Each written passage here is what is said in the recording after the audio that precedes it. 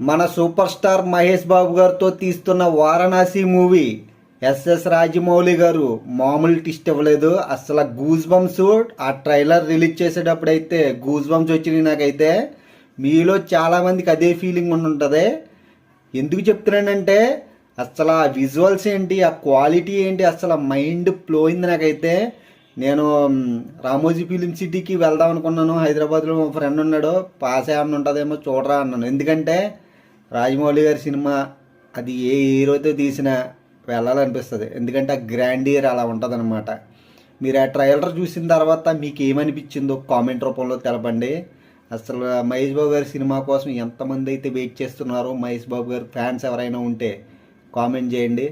అసలు రాజమౌళి గారి విజన్ మామూలుది కాదు. అసలు ఈ సినిమాని ఏ లెవెల్లో తీస్తున్నారంటే ఆ లెవెల్లో తీస్తున్నారు. ఇది పాన్ ఇండియా మూవీ కాదు, పాన్ వరల్డ్ మూవీ. అసలు అన్ని భాషల్లో రిలీజ్ అవుతుంది. చాలా గ్రాండియర్గా రిలీజ్ అవుతుంది సినిమా. కలెక్షన్ పరంగా అసలు చెప్పుకోక్కర్లేదు, చాలా టాప్లో ఉండబోతుంది. ఈ సినిమా కోసం పతి తప్పిస్తున్నాను నేనైతే. మరి మీరు కామెంట్ చేయండి.